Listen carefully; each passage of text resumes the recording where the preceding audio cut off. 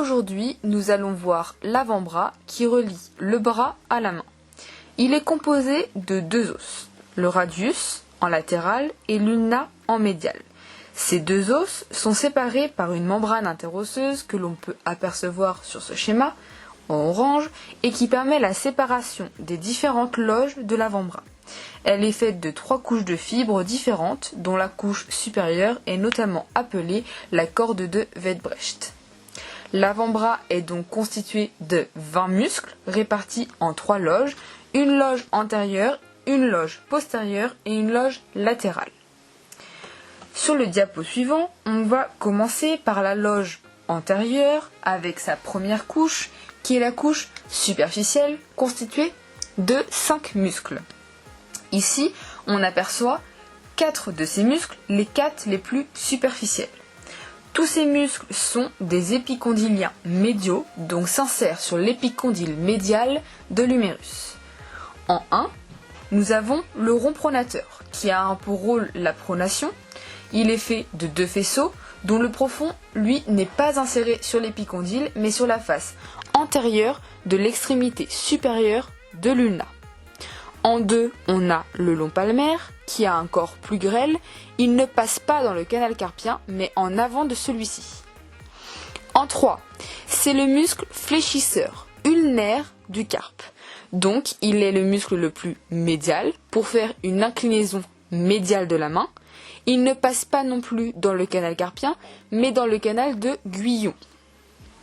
En 4, on peut voir le fléchisseur radial du carpe, seul muscle de cette couche qui passe bien dans le canal carpien et qui permet cette fois-ci une inclinaison radiale, donc latérale, de la main. Il faut retenir que tous ces muscles sont innervés par le nerf médian, à part le fléchisseur ulnaire du carpe qui est innervé par le nerf ulnaire. On peut s'en rappeler notamment grâce à son nom. Dans le diapo suivant, nous allons voir le 5e muscle de la couche superficielle qui est le fléchisseur commun superficiel des doigts, aussi innervé par le nerf médian. Ensuite, on va pouvoir voir la couche profonde de la loge antérieure faite de 3 muscles. En 1, on voit le fléchisseur commun profond des doigts. En 2, le long fléchisseur du pouce. Et en 3, le carré pronateur, qui est le muscle le plus distal.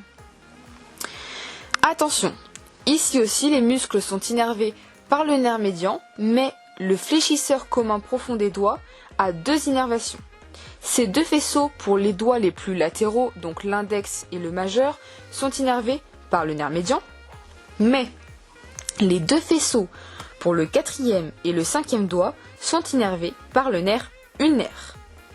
Donc, si on récapitule, tous les muscles de la loge antérieure sont innervés par le nerf médian, sauf le fléchisseur ulnaire du carpe dans la couche superficielle et les 2 faisceaux médiaux du fléchisseur commun profond des doigts dans la couche profonde. Le diapo suivant, on passe du coup sur la loge postérieure. En premier lieu, on a la couche superficielle faite de 4 muscles. Le numéro 1 correspond à l'enconé, qui est un extenseur du coude, comme le triceps brachial. En 2, l'extenseur commun des doigts. En 3, l'extenseur propre du 5e doigt. Et en 4, l'extenseur ulnaire du carpe. Ces 4 muscles s'insèrent cette fois-ci sur l'épicondyle latéral de l'humérus. Ils sont tous innervés par le nerf radial. Sur le diapo suivant, on peut voir la couche profonde, faite elle aussi de 4 muscles, qui vont s'insérer de haut en bas. Le numéro 1, le long abducteur du pouce. Le numéro 2, le court extenseur du pouce. Ensuite, en dessous, le 3 qui est le long extenseur du pouce. Et enfin le 4 qui est l'extenseur propre de l'index. Attention, c'est bien le court extenseur du pouce qui surplombe le long extenseur du pouce. Donc, tous les muscles de cette couche profonde de la loge postérieure sont tous destinés au pouce, à part l'extenseur propre de l'index.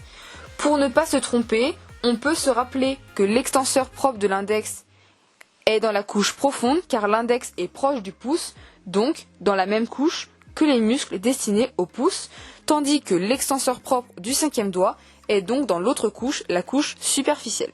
Ce qui est important à savoir est que tous les muscles de la loge postérieure ou de la loge latérale sont tous, sans exception, innervés par le nerf radial. Les seuls muscles qui ont une innervation différente et à apprendre sont dans la loge antérieure. On va faire un petit récapitulatif dans le diapo suivant sur des insertions difficiles de 3 muscles. Le fléchisseur commun superficiel des doigts qui, lui, a une insertion en 2 bandelettes sur la 2e phalange, tandis que le fléchisseur profond des doigts, lui, n'a qu'une seule bandelette sur la dernière phalange distale. Et on peut comparer cela à l'extenseur commun des doigts qui est dans la loge postérieure et qui, lui, a les 2 insertions en même temps mais en inversé. Une seule bandelette jusqu'à la 2e phalange et les 2 bandelettes vont plus loin sur la phalange la plus distale. Sur le diapo suivant, on finit par la loge latérale qui est faite de 4 muscles. D'abord le brachioradial en 1. En 2, le supinateur avec ses 2 faisceaux.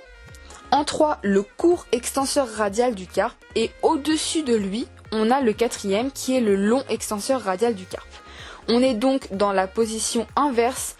Attention, à l'extenseur du pouce, on avait bien le court extenseur du pouce au-dessus du long extenseur du pouce.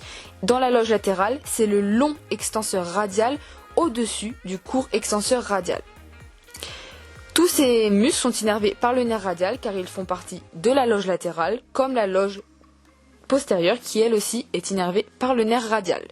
On a donc bien vu ici les 20 muscles, 8 dans la loge antérieure, 8 dans la loge postérieure et 4 seulement dans la loge latérale.